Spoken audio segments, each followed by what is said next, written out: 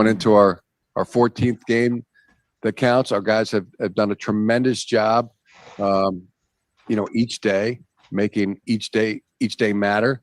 And then when they get to the games, they've made those days count, and been quite successful doing it. We'll continue the same formula, which is to strive to have great days. We're going to do that today. Have great meetings. We'll have a really good walkthrough. Strive to have that. And then get the energy up and go play the game.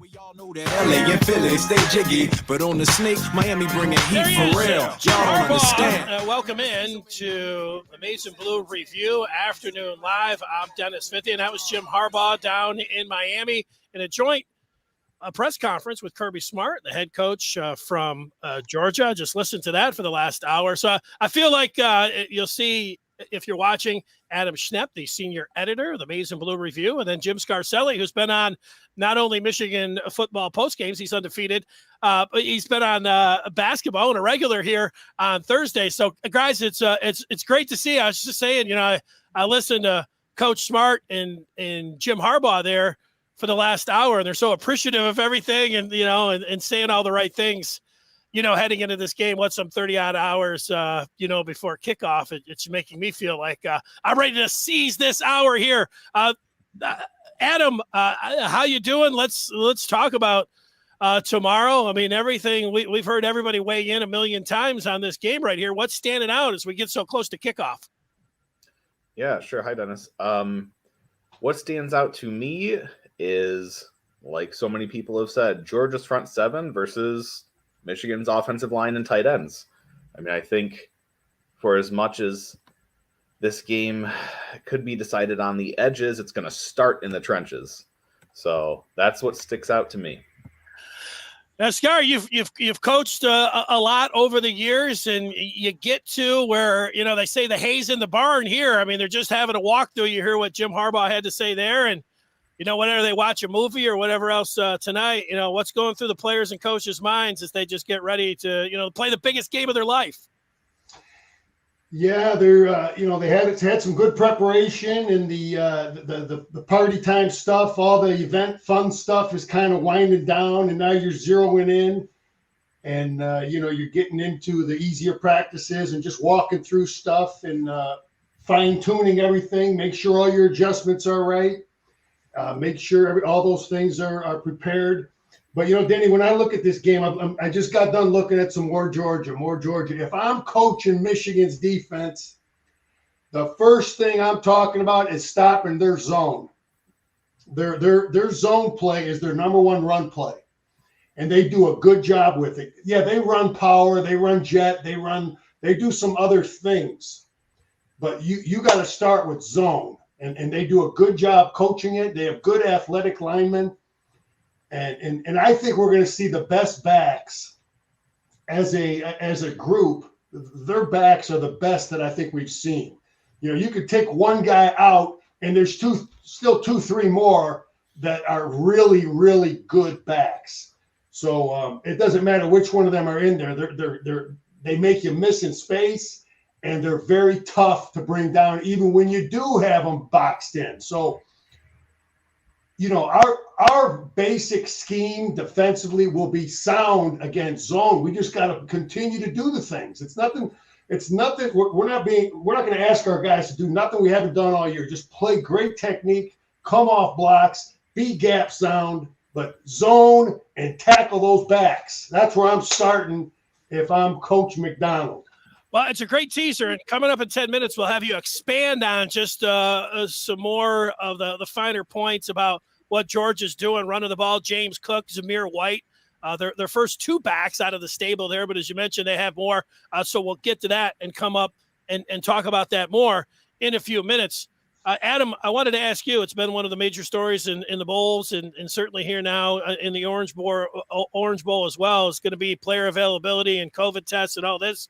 And we know that Dax Hill didn't travel down to Miami, and Jim Harbaugh said he could be here today. Maybe not. I mean, that's the quote. So I don't know. So his status is questionable. And I think, tests or availability pending. I mean, anything else that you would, add to that?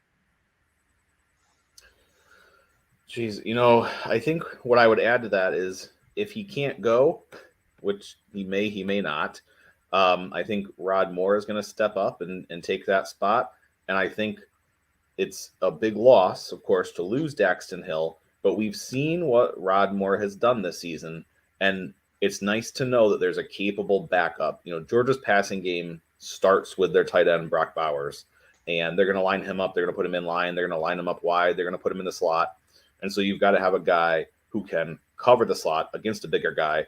And the thing we know about Moore is that he's tenacious. He's a good tackler.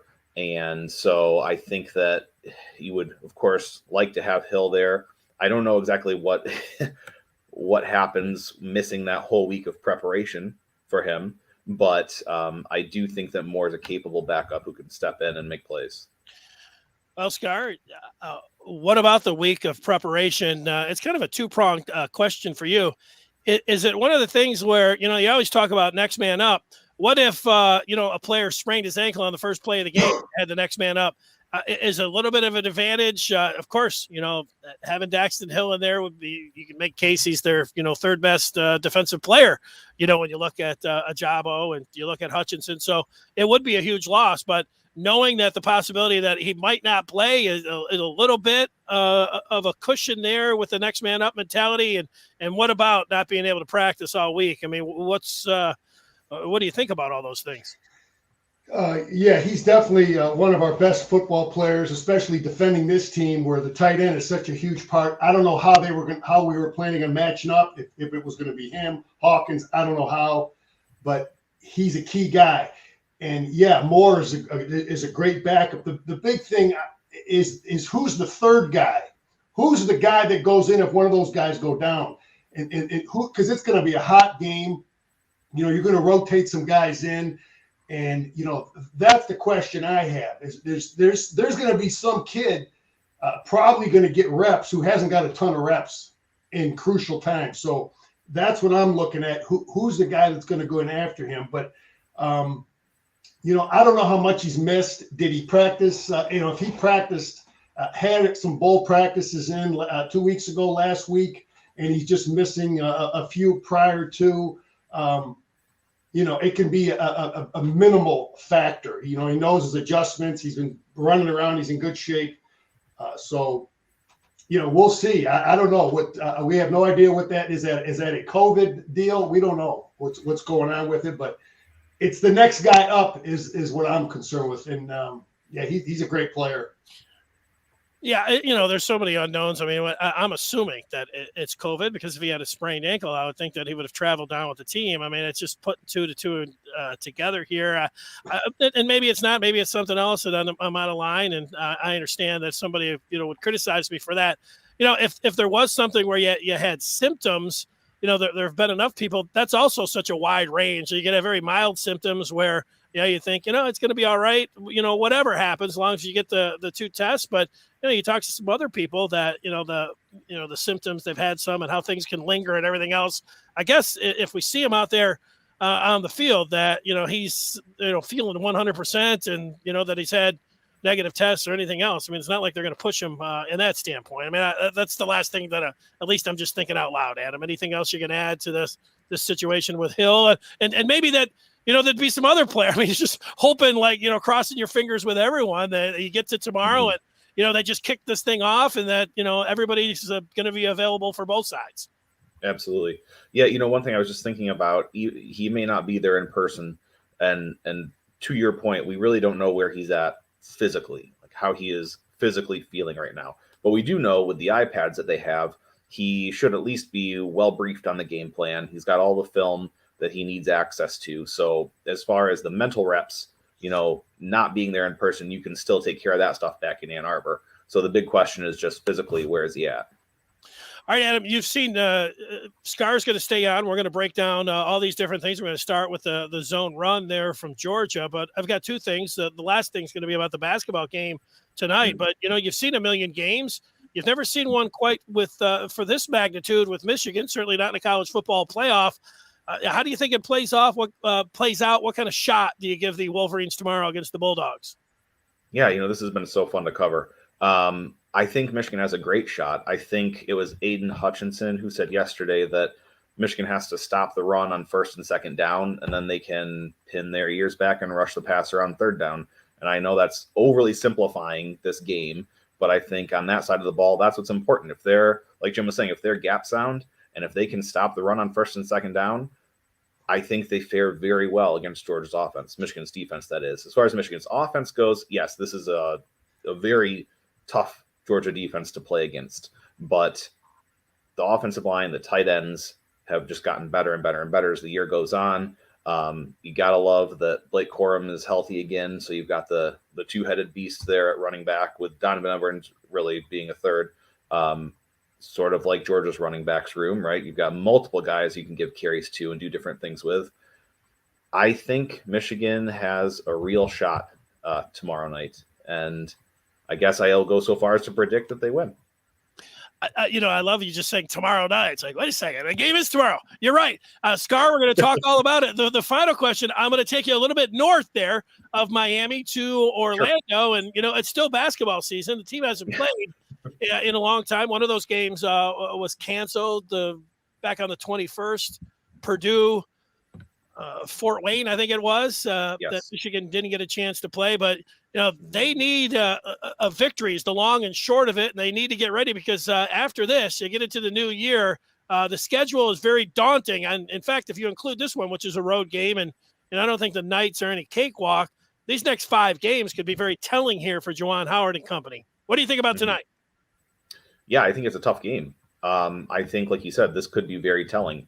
You would think a December 30th contest against UCF would be not a big deal, but it is. This team, like you said, there's been the double-digit day layoff, so I think they're going to come out a little bit slow. I think it's going to be tough from that perspective, but they can't dig too deep of a hole because UCF's a good team. They've played very well lately, and so I think this all comes down to the guard play again, and then how does Michigan shoot from the outside?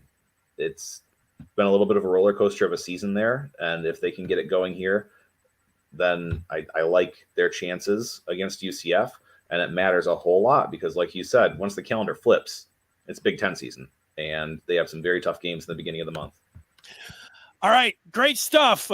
Enjoy tomorrow. Is the young one going to catch both semifinals, ring in the new year with Miley Cyrus, Pete Davidson? I mean, what's the game plan there? Yes, both. All right. It's a special day. We'll go for both. Okay, good luck with that. Happy New Year, thank you. And we'll talk with you soon. Sounds great. Thanks, guys. All right, see you, Adam. There he is, Adam Schnepp, the senior editor, with us here. And now we have Jim Scarcelli, in side by side here. And, Jim, you started out hot talking about that zone for Georgia. And, you talk about just staying on your keys or whatever in the gaps. What else? I mean, these two backs here, you talk about James Cook and Zamir White, fabulous backs and two guys that can really run the football. One game jumps out, of course, the Michigan State game where Michigan did not do well when it came down to stopping Kenneth Walker III, who was, the Doak Walker Award winner. He had 5 touchdowns in that game. But, other than that, they've done a pretty good job. And especially these last 2 games, and you were talking about it being key against Ohio State, is really wrapping up. And I'll tell you, the last drive that Ohio State had in the first half, they had great tackling on that particular series, and they came out in the third quarter.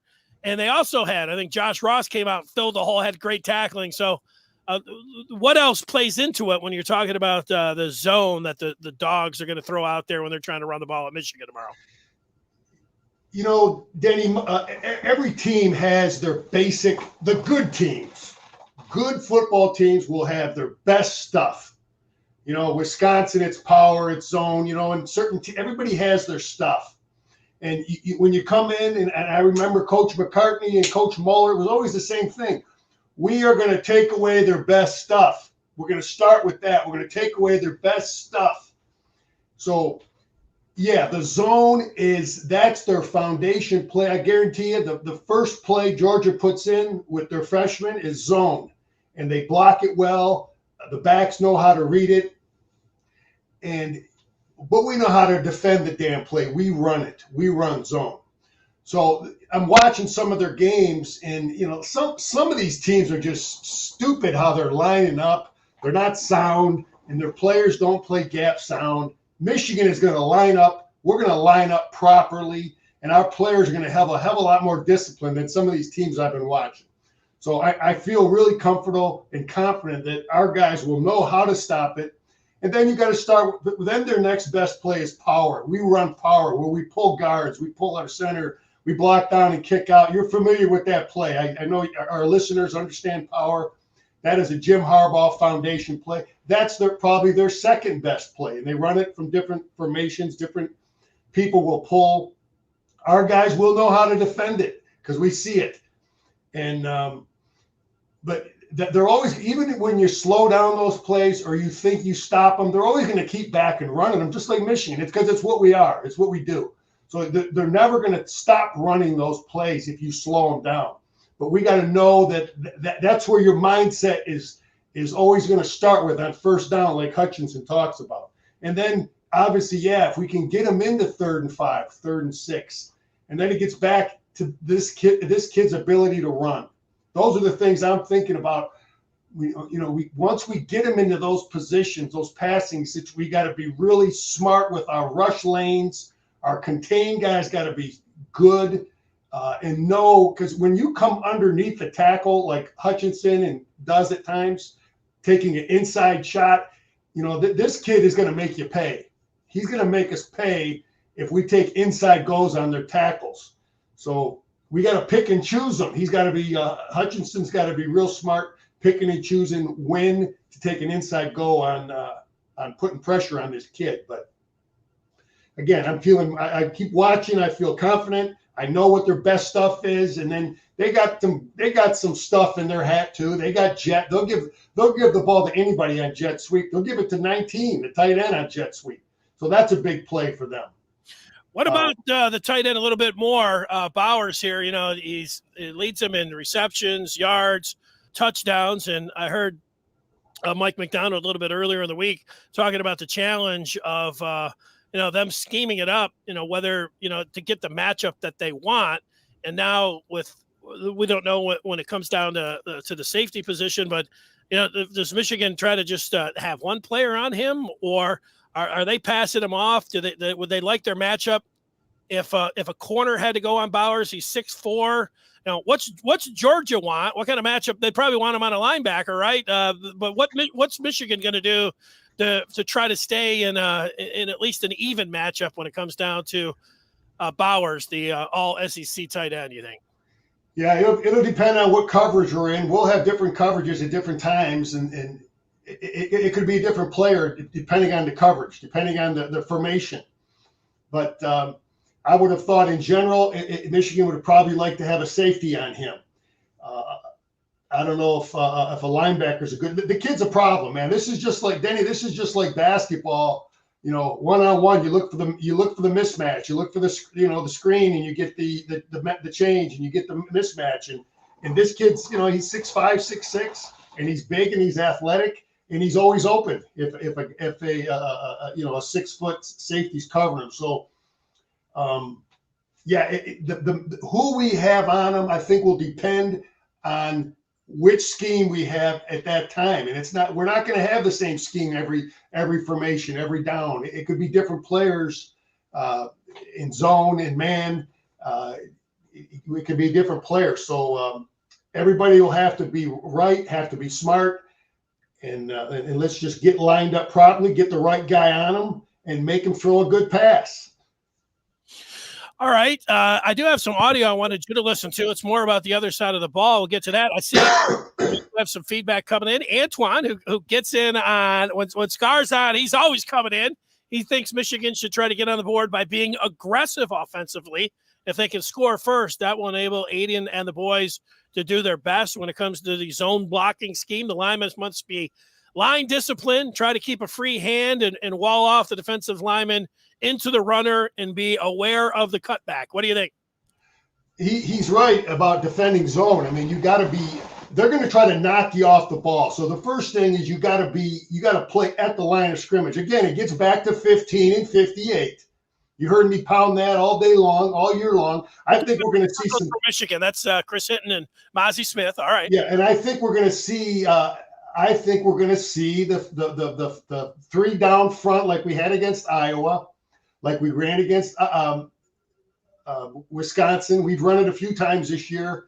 Certain times against Michigan State. You'll see Jenkins in the game also. So anyway, we got to play. Number one, you got to play stout at the line of scrimmage. You can't move you off the ball.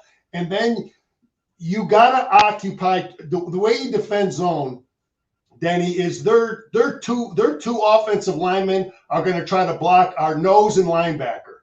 Or it's going to be two try and the defensive lineman has got to keep the second offensive lineman from getting to the backer.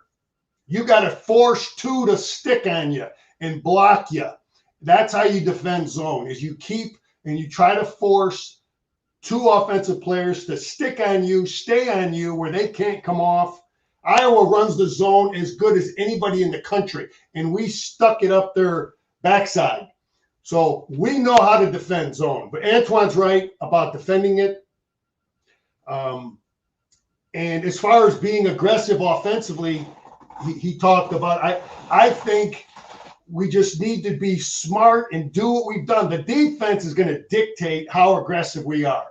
Gaddis is going to see, we'll line up in a certain formation. He'll have an idea of what he wants to run.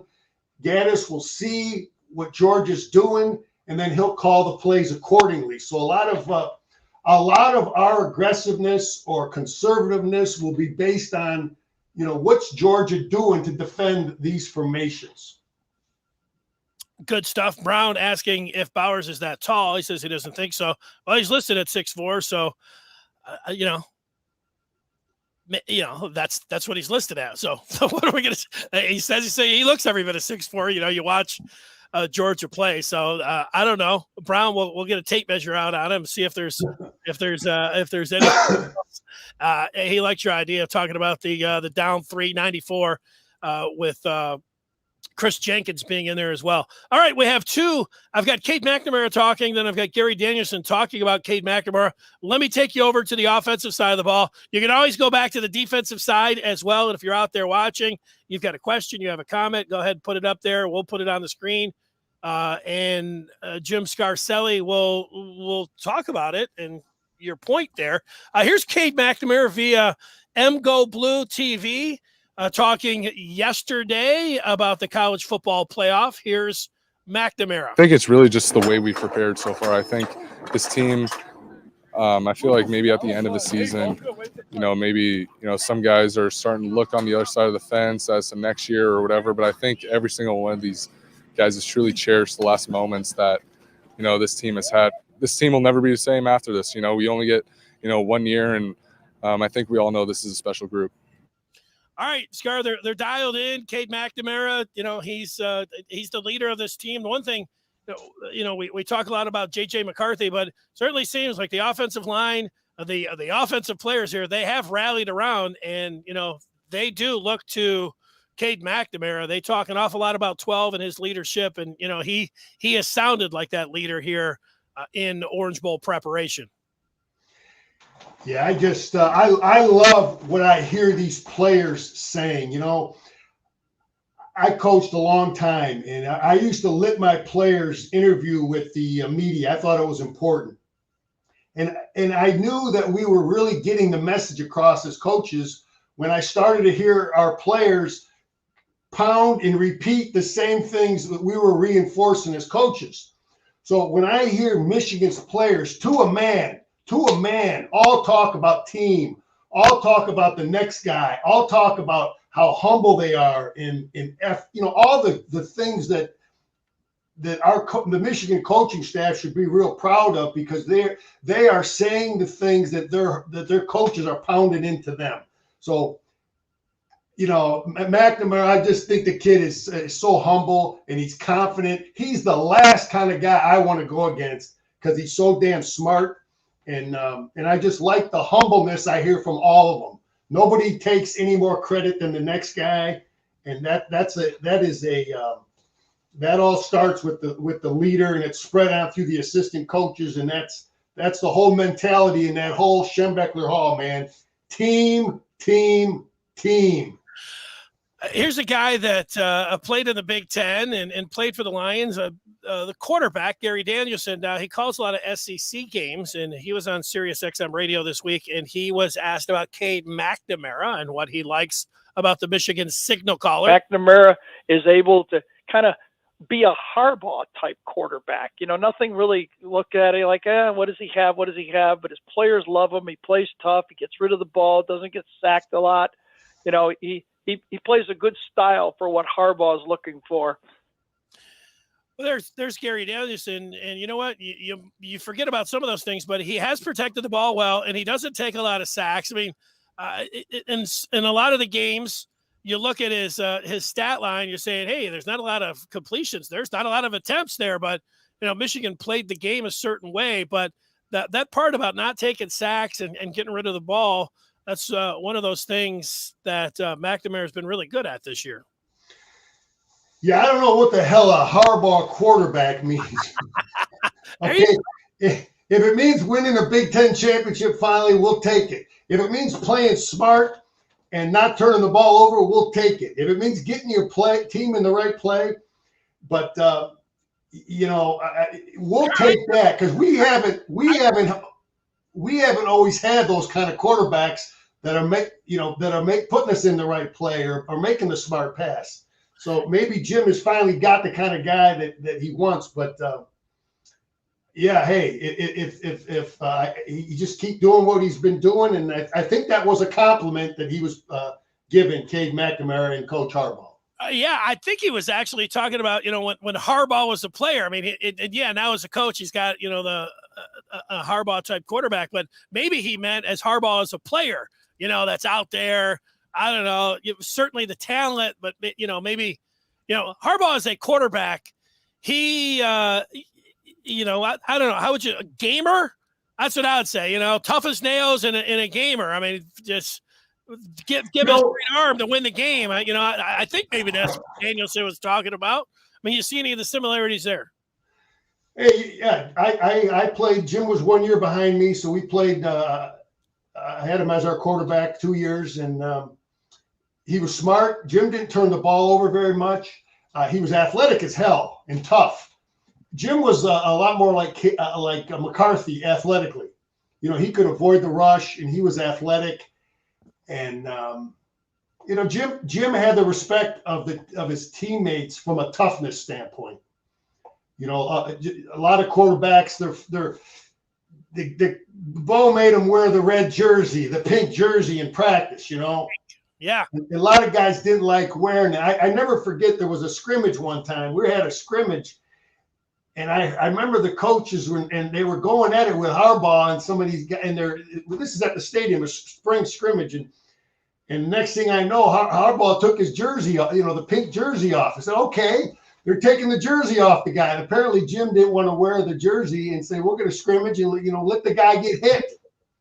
So it kind of elevated his toughness in the minds of a lot of people. I just remember that, he didn't want to wear the pink jersey, which was always a good thing. But I see him a lot like both of our quarterbacks, accurate, like McNamara, with a little more athleticism like McCarthy and with a good amount of toughness in there too, but humble and confident. Yeah. What else can you ask for? While you're reminiscing, we'll get back to the game tomorrow and have some points. We'll recalibrate all of that. But while you're looking back here, what'd you play? 4 or 5 bowl? How many bowls did you go to when you were a player? I went to 5 bowl games. 5 bowls. Give me a highlight or two of, of playing in so many bowl games. That's a heck of a lot. 5. It's a lot of work. You got a lot of practices that are tough back in Ann Arbor, and then we always left on Christmas Day. And when you're a young guy, I'm just kind of reminiscing, thinking about this team out there. When you're a young guy and not playing, the bowl experience is a lot different than the guys that are actually, they got to be ready to go and they're mentally focused on playing a great game. So I've experienced all that, and you want to try to have a little fun and take up and go to some of the events and enjoy it, which it appears that the Michigan guys have been able to do. And then you want to prepare and play well. Now, and again, I'm also thinking about some of these guys that are going to play their last game, because I remember my last game, and it's a very emotional event, and you want to have great preparation and you want to play a great game. So there's a lot of guys, Haskins and Vistardis and Hutchinson and Ross. These guys are going to play their last game, and it's a very emotional event on top of the importance of this game. So. Yeah, Denny, I could talk about a lot of the different bowl games, but these kids, it's a big game for them. It's a big event emotionally in a lot of ways. Yeah, I hear you. It reminded me when you're talking about it's two different. You're in the too deep or something, and now add on to it. Like back in the day, if you're playing for a Rose Bowl, but if you're playing for a championship, that's got to be something different. But yeah, I can remember some of the bowls. I think it might have been the Citrus Bowl where they had this like beef eating contest between the two teams. They put some freshman offensive lineman out there. He's eating a 65-ounce porterhouse or something. You're like, wait a second, man, these guys got to play later this week. Let's not have them down in this much beef or something. But yeah, you're putting guys in there, maybe like a true freshman offensive lineman or defensive lineman or something. Somebody that you might feel it the next day. It's going to be all right. Danny, I got to share a story with you because you bring up a great point. I was a sophomore. We went to the Rose Bowl. I wasn't playing. I was redshirted that year, and we went to the Beef Bowl. And Bo says, we're not going to eat any more than 2 steaks. They were like, what the heck were they? I don't know, 48-ounce, huge, big steaks, 32 ounces or something. Prime ribs at Lowry's. Great. You ever go to Los Angeles, man, go to Lowry's. Best prime rib you're ever going to get. Anyway, I ate 4 of those dang things because I didn't care. I wasn't playing the game. But if I'm playing, that's a whole nother story. I don't think I want to be lugging around 4 big steaks in me for a couple of days. But yeah, there's a totally different mentality with those things. Did you make it to curfew all 5 years? Yeah, I did. But there were guys that were sent home. I seen it. And Bo said, I want you guys coming down eating breakfast. And there was one guy who was late for breakfast. And they just happened to be giving out the per diem. We actually got a couple dollars to spend when you went to a bowl game. And there was a guy that was a couple minutes late for breakfast. They didn't give him his per diem. He said, I want you here at a certain time. And if he was a couple minutes late, but they wanted you up. They wanted you, but I did see guys that, they didn't they had their priorities right. And I seen guys sent home. That was something that did happen.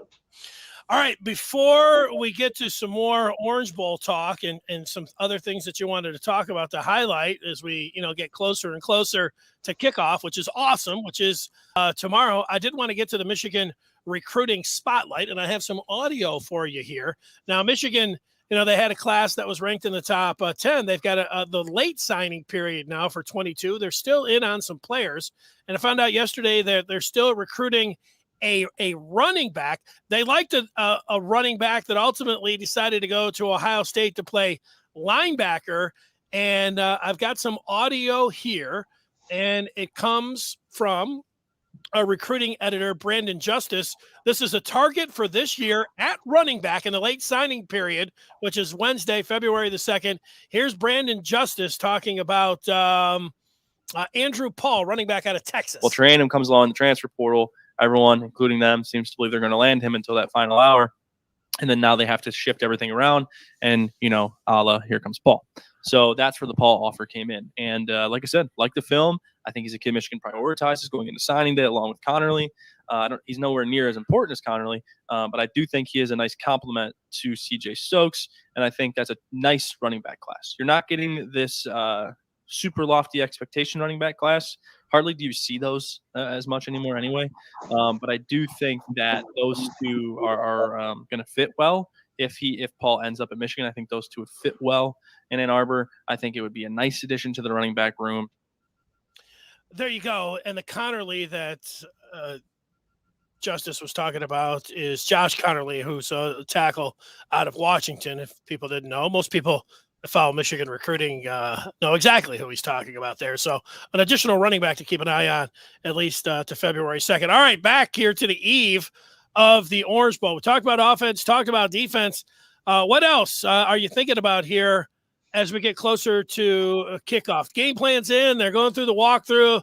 Maybe watch a movie or something tonight. Get to that breakfast tomorrow. Have another walkthrough tomorrow, or what's tomorrow? What's tomorrow's itinerary like, you think? Well, let's see. Today is going to be a non-padded day, and today is just we're Thursday. Today is Thursday. The game is tomorrow night, so today is a non-padded walkthrough, short, 45-minute to an hour deal. Everything is in. Everybody knows what they're doing. Now the deal on a night game, that's a deal where you probably want to get your team up Friday morning, when they get up and have a light breakfast and probably go for a walk. Danny, get them out of the hotel. You can't sit there all for 8 hours watching football and sit in a hotel room. You got to get them out moving around. Danny, I wanted to talk about something though real quick. Is I listened to the press conferences of Josh Gaddis and Mike McDonald. And man, I just wanted to say how impressed I was with both those guys. I'm going to first talk about McDonald for a second, just the intelligence of this guy. And I just see a guy that I would love to play for. I know the players feel confident in him. He just smacks you in the face of intelligence. He doesn't seem like a loud guy. Those loud guys, I want to go against those guys. Those really smart, cerebral guys. I just was loving listening to what he talked about, developing his base and how we want to easily adjust to what everybody's doing. It's a lot of the same stuff I was taught. And I see it. I see how they demonstrate those things throughout the year, some of the things he talked about.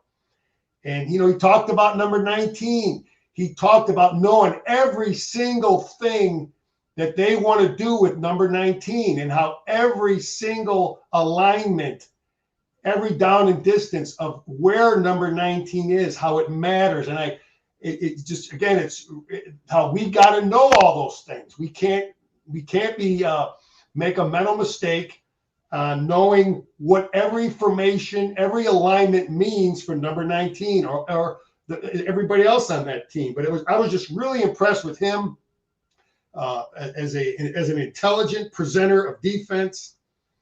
And then I listened to Josh Gaddis, man, and I see how he come along.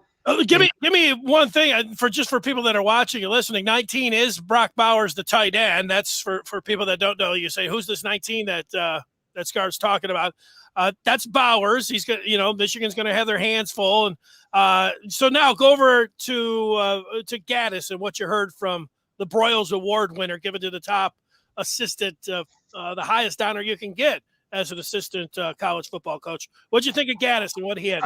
I could see where I want him on our staff, man. I want both those guys on our staff. I see a guy who is a humble guy, who's a smart guy, who he knows which buttons to push offensively. He knows how to motivate his players.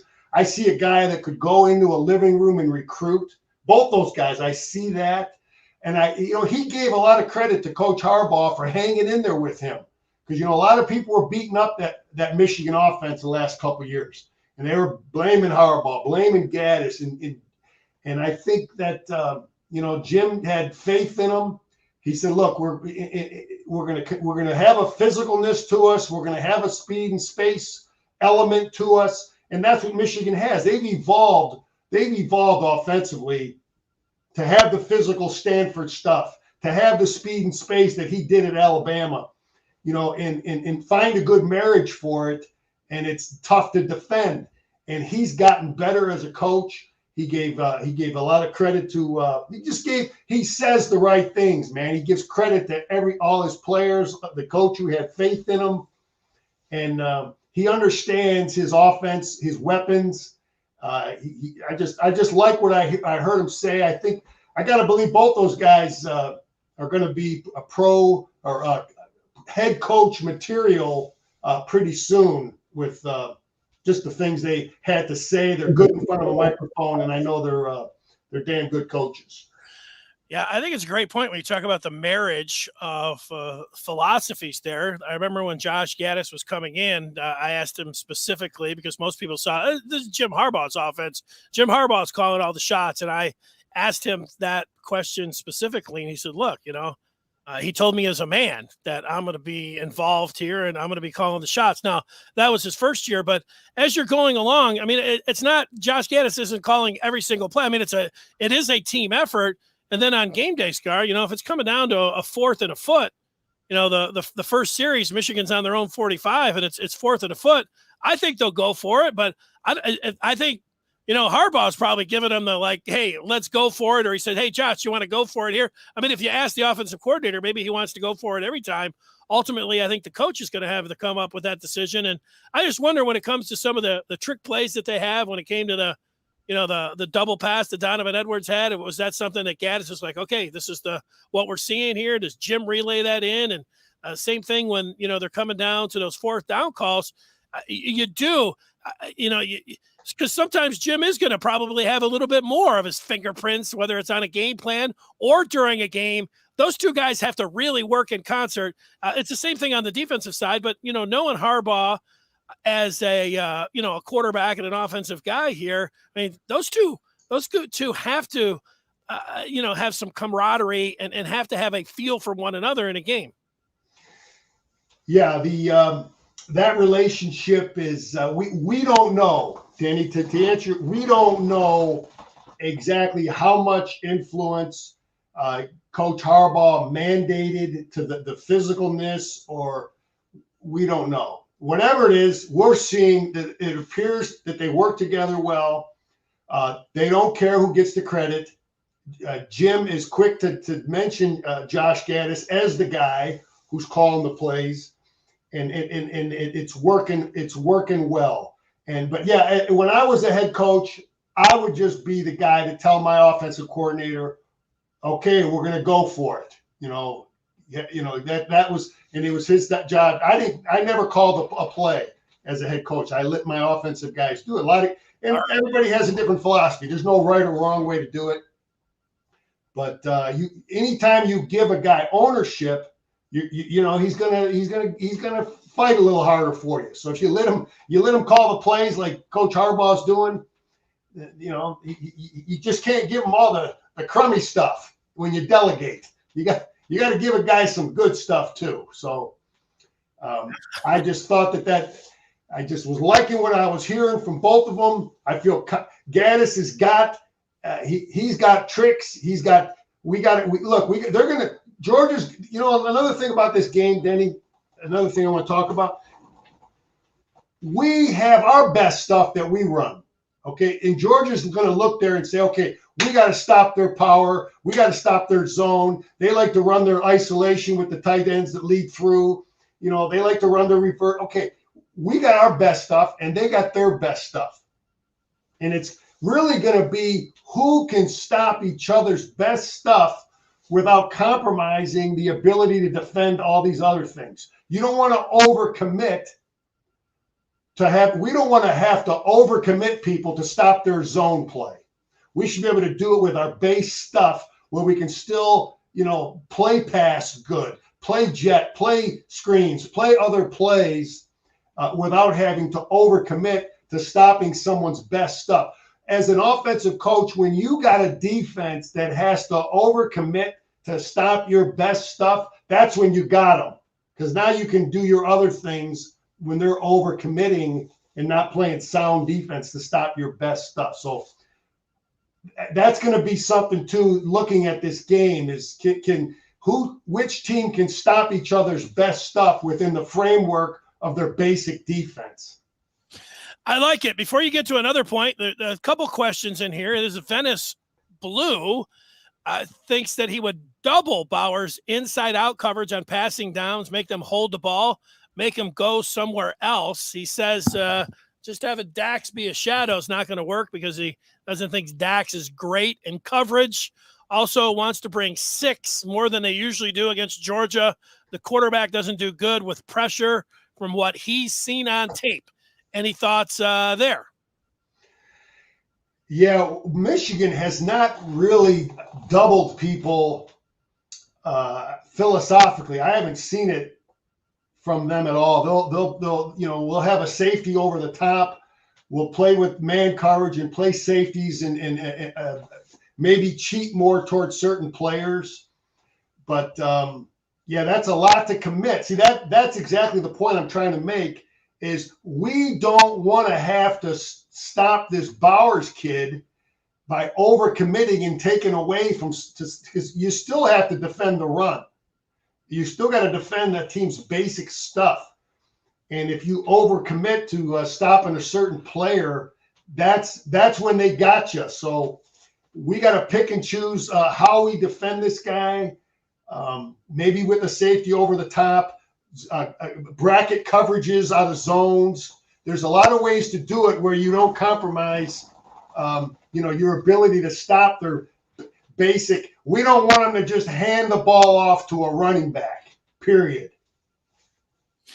Yeah, and one thing that you notice, and it gets back to some of the elementary things in football, if you're getting pressure from when they're throwing the ball, if you're getting pressure with your 4 front guys, that you don't really need to, add, you can take the linebackers and, instead of having them going forward, you can have them going back. So maybe, so if you're getting a Jabo and you're getting Hutchinson in there and the middle guys are doing their job, then, you can get pressure with that 4.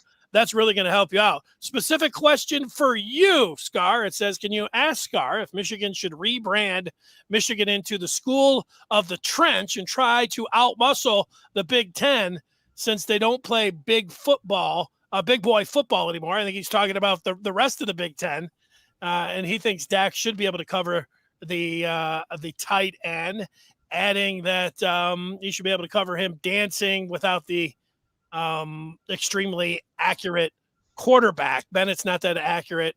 Bowers, it may be the jump ball, and adding that Dax is really a safety. They just play him at corner. So a lot of different things there. What about Michigan moving forward if they come out and say, hey, it's old school, punch you in the mouth, physical football, rather than, let's light up the scoreboard type branding, if that's something. What do you make of that? Might be something that we think about a lot more after the Orange Bowl, but how about a thought on it? I think it's good for recruits. Everything is about recruiting, always recruiting. And we want offensive linemen. We want tight ends. When they're looking at Michigan, look how many tight ends Michigan has in the pros. Because pros want tight ends that can do both, block and catch. They don't want imposters. They want guys that can do both. They want offensive linemen that can do both. Run block, pass protect. If you look at the Big Ten, Wisconsin, Iowa, those are guys that have a physical mentality that put out a lot of really good offensive linemen. We want Michigan guys there because that's all going to help recruiting. So I think we're getting that we're getting that kind of a reputation now, and this year is definitely going to solidify it, and it's all going to help recruiting. So the brand, Michigan to be known as physical, run blocking, all around development of offensive linemen is good. Now he talks about Dax Hill and our ability to cover. I agree. We're going to do what we've done all year. I mean, who are some? I'm trying to think of a comparable tight end. Iowa had a good tight end. We've managed to neutralize them. We got to do it within the framework of what we do. We got to bring pressures, the way we do it. We've been disguising pressures. We bring 4, but they're different guys, and we still don't compromise our coverage. McDonald does a lot of bringing different people while still dropping, 7 in coverage. So that's what I like as a defense, because those are the things I used to try to do too, is how can I manufacture, how can I help?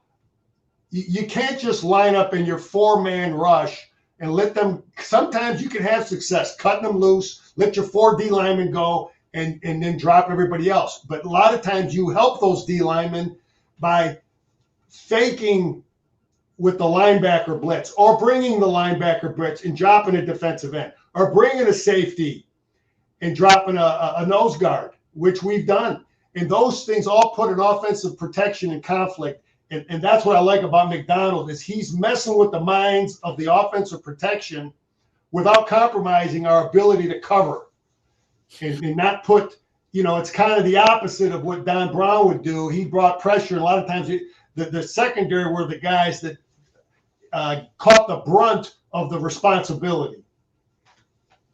All good stuff. I want to make sure you get everything out here. I'm going to give you a thought on both sides of the ball. I'll do it one at a time, though. We'll stay with the defense. Bowers, I mean, it's something when you got a receiver and a tight end here that is, the SEC, the freshman of the year, and he's leading the team in touchdowns, receptions, targets, and catches. I mean, that's everything. I mean, I know they got Pickens back late and he should be available in this game, but Bowers, really, when it comes to the passing game, he is the marked man. But for me, to feel good about Michigan winning this game, and I know there's 100 things and, all these different plays, but I feel like if Michigan can tackle well like they did against Ohio State and really contain that running game, I think that's going to give the offense a chance to make some big plays and win this game. So that's how I feel like with them. If you can say, well, what are you concerned about? Yeah, concerned about Bowers, concerned about the running game going crazy for Georgia, going back to the Michigan State game with Kenneth Walker the way they did. But, yeah, if Michigan can control that running game, I think they could also control Bowers being able to add whether, some of that stuff you talked about. That's what I see from Michigan on defense, as, a path to victory. Yeah, you're right, Denny. It all starts with controlling the run game of Georgia. It all starts with that, because you look at our victory at Penn State. The last few times we've gone there and got beat, it always was the same thing. Our defense would get run over. We'd be down 14, 13, nothing. And then our offense didn't have the luxury of being patient and getting into a groove. But this year it was different for our offensive football team, is because our defense never put pressure on our offense. We always kind of, neutralized the opponent, where our offense was able to get its bearings and get going. So you make a great point. Our defense has got to, neutralize. And I was watching some of their Florida game and some of their stuff. Those teams all slowed them down early, and they were forcing Georgia to start throwing and start rolling that kid out. And they're going to roll him out, man, a lot. They're going to run him. And that's when we're doing good. When that kid is rolling out and they're running quarterback draws and they're running the quarterback stuff and throwing some of the high percentage passes, that's when we're starting to do the right thing. Yeah, and if I flip you over on the offensive side, early against Michigan State, the one thing that I know that Cade McNamara can do is he can throw that ball and throw a very catchable football over the middle between the hashes. I mean, and I know he has thrown some other deep and down the sideline, but where he likes to throw the ball between those hashes or right on the hash, whether it's to Andrell Anthony, whether it was to Roman Wilson at the end of the first quarter of Penn State, man, he really delivers a nice football there. And, if there's one spot that you can attack the Georgia defense, at least heading into this game, it looks like it is up top. And however they are, I'm sure the plan is let's test and see what they can do in the run game.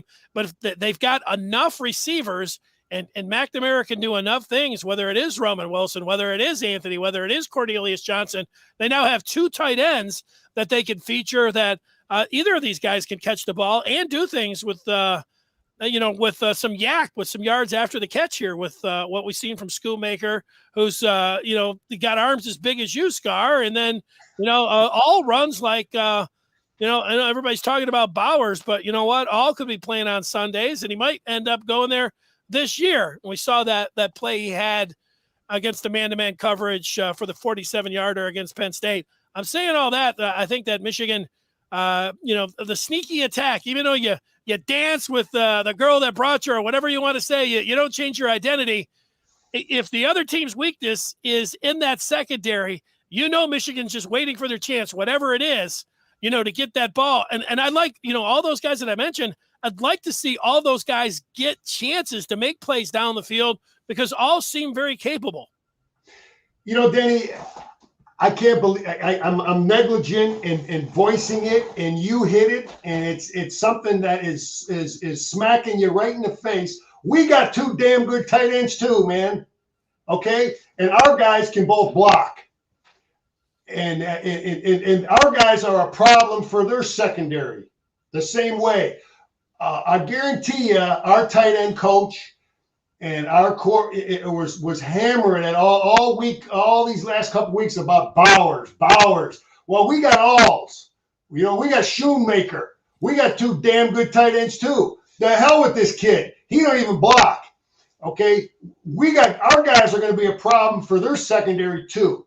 So you make a great point. I can't believe I didn't bring it up in the past because our guys are going to be a problem for their secondary too, and we're going to capitalize on it. And just like you say, we've had good success hitting those seams with our tight ends down the middle, and Gaddis has done a good job of freeing up our tight ends, and they're going to be a factor in this game.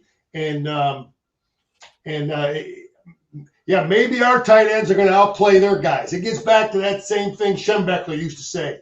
Our tight ends got to be better than their tight ends. Our quarterback got to be better than their quarterbacks in those big games. So you make a great point. Our guys are going to shine. I like it. Now, I've got 2 other things. One is a memorabilia minute. The other one is a word on the basketball team, which gets back into action tonight against Central Florida. So, Scar, I don't know if you have anything memorabilia-wise. You probably have got a million things in there that we'd like to look at. I do have something in a pinch, and I'll just show you. There's somebody that played for the Miami Heat back in the day. The great Glenn Rice is what I have to feature here. But, of course, you could come up with something a little bit better, and I'm just showing the Heat cards because Michigan is in Miami. But do you have anything that you could show there? Glenn Rice, what a legend, man. Was anybody hotter for those 6 games? No. That win the championship? Danny, I got something. I'm looking around. You're going to think I'm crazy, but it's a memory for me. All right, memory. Okay.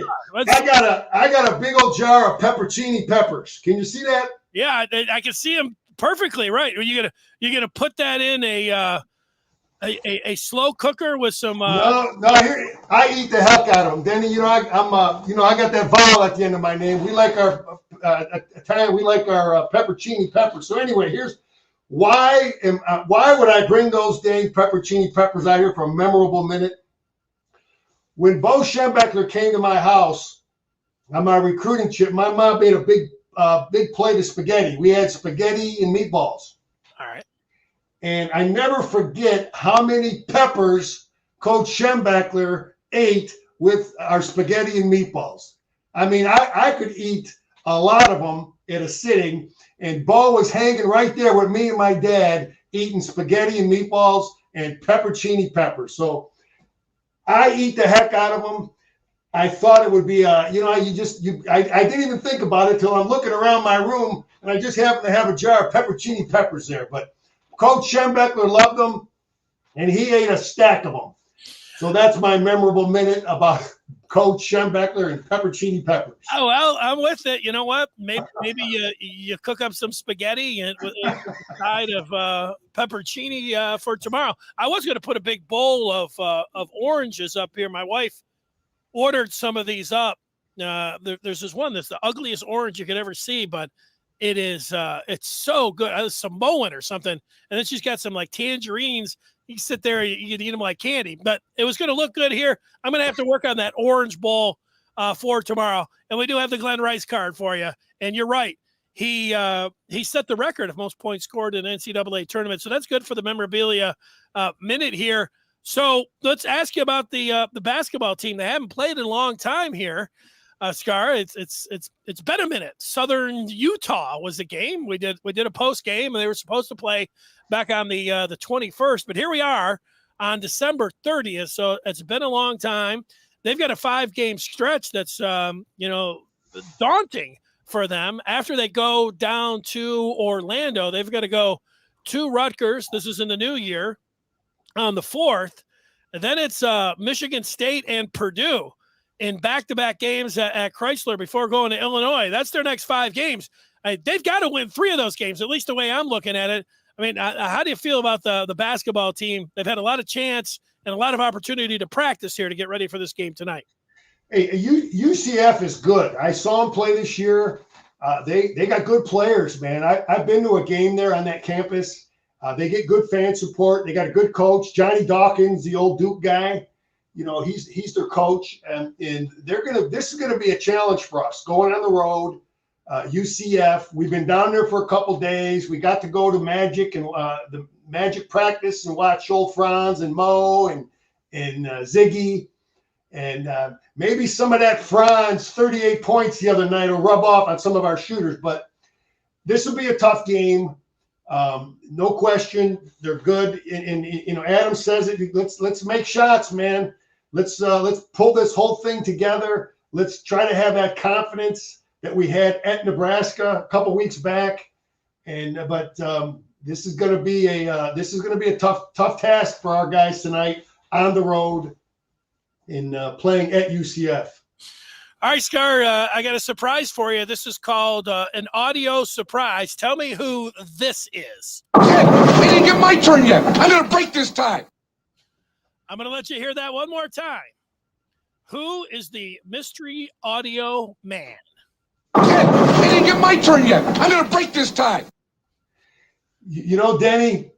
Do you know who that is? Oh, heck yeah, I know who that is. I think I told you I was a free agent with the Raiders back in '86. No, I didn't know that. Yeah, I was. I didn't make the team, but I was there in training camp for a while and played in a couple preseason games. But I remember going to the training table, the lunch one, after practice, and then we had our luncheon. And I remember seeing John Madden. He was in the room eating lunch.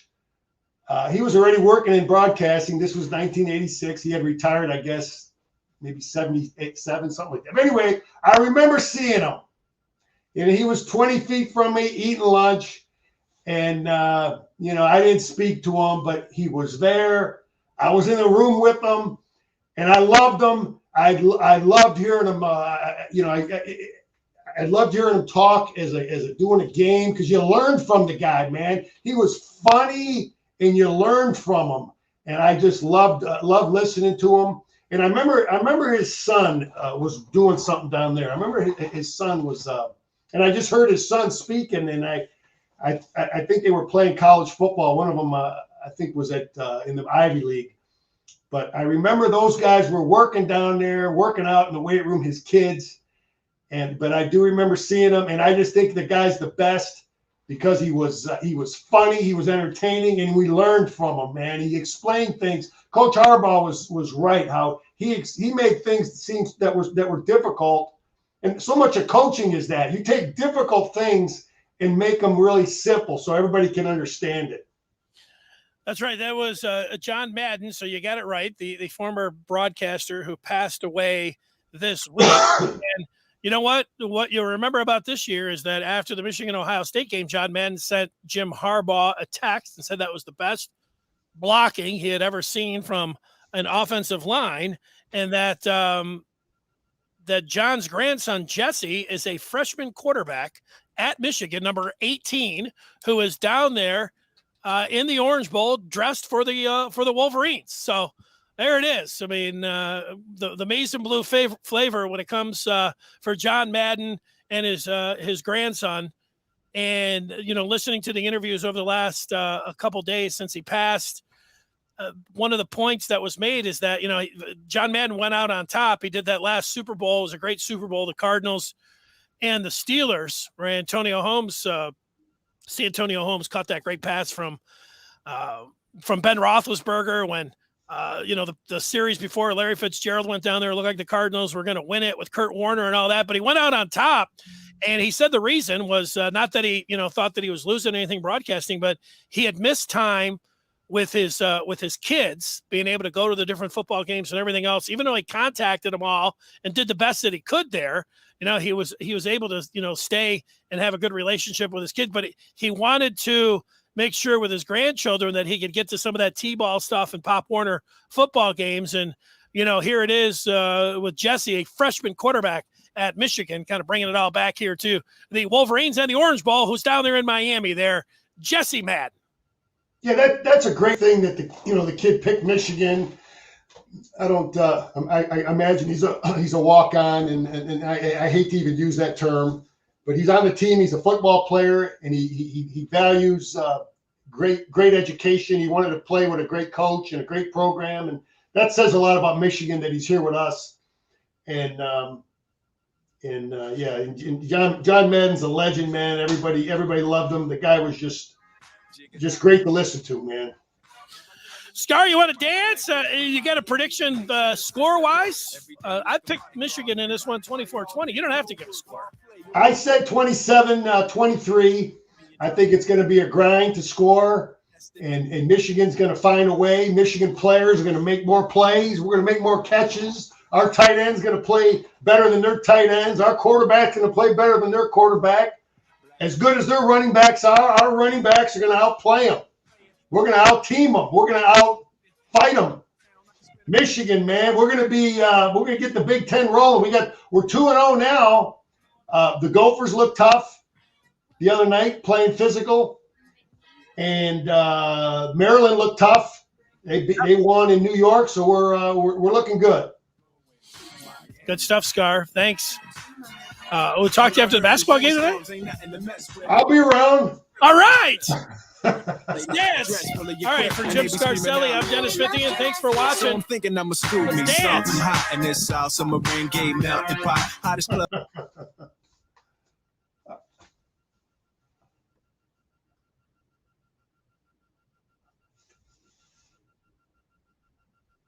All right, Denny.